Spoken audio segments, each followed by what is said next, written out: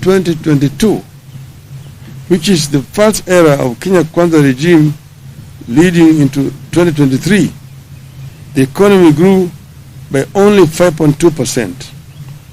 In a similar period in 2021, it grew by 11%.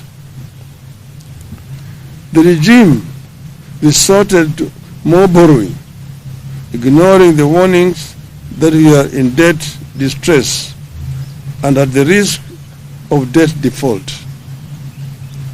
Without blinking an eye, the regime went against its promises to reduce borrowing and did the complete opposite. Kenyans responded to this turn of events by trying to steady their businesses, especially the small enterprises. But those efforts were in vain as interest rates rose through the roof and more taxes hit those businesses. Only the government can now afford to borrow at the astronomical rate of 17% or more from the domestic market. In other words, the government is competing with the private sector in the domestic financial market. The result has been that micro and small businesses are struggling, defaulting, and folding up, while the larger private sector is at best stagnating or equally folding up. In the last 1 year, the proportion of micro and small businesses defaulting on loans has increased by 17%. Today, 6 out of 10 micro and small businesses are either paying late, paying only a part of their installments, or are unable to pay. Inflation is driven by the cost of food and fuel. As long as the government has not resolved the price of food and fuel, the cost of living will not come down. No amount of fertilizer will lower the cost of food as long as the cost of fuel is unchecked. Diesel is one of the highest costs in farming. Even if you give the citizen a bag of fertilizer, but make it impossible for her or him to plow an acre of land, you have not solved the problem. The shilling taking the grains like maize, wheat, and rice that we import, those commodities have increased by 25%. As the economy has suffered, another grand betrayal of dreams has unfolded silently in the education sector. As a party, we believe that we cannot neglect education no matter the magnitude of the economic challenges which we are grappling with. We believe that if we are not to spend just if we are to spend just on one thing, it should be education.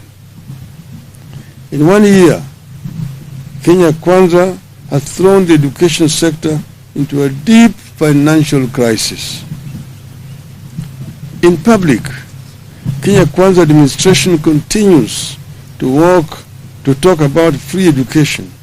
The reality in our schools and homes across Kenya is that education is no longer free, either in primary or secondary schools.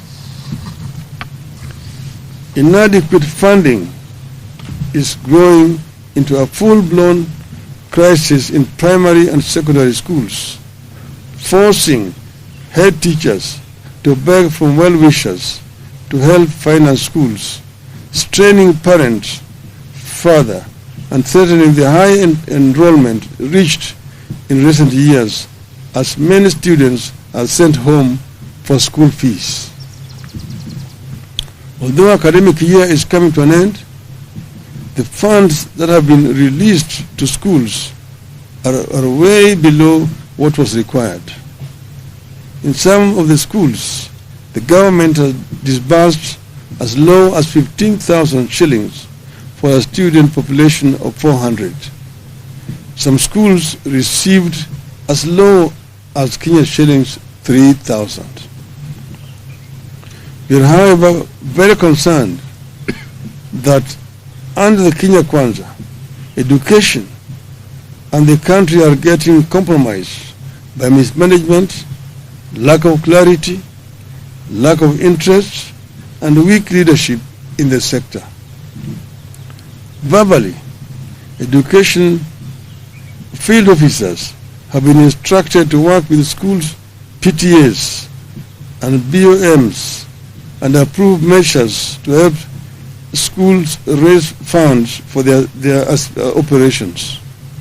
For schools, this only means raising school fees. As a result of weak leadership, examination integrity is back as an issue in our education. Implementation of the CBC curriculum is in chaos. Mismanagement persists as key institutions like the TSC, the KNEC, and the ministry itself. Inequality between public and private schools is rising. The quality and capacity of day schools is deteriorating. But more worrying is that parents are being forced to pay for this chaotic and poor quality education. In the first 1 year under Kenya Kwanza, the cost of education has gone up by 225%, but the quality is not guaranteed. Fellow Kenyans, this has been a disastrous 1 year under Kenya Kwanza, and we have no good new or encouraging words to offer. There are strong indications that the things will get worse or remain the same. We, however, refuse to ask you to tighten your belts. You have done enough. The ball is squarely in the court of the regime. They either act or await the fate that has fallen other insensitive and incompetent regimes across the continent. Yeah. End of statement. It's as clear as that.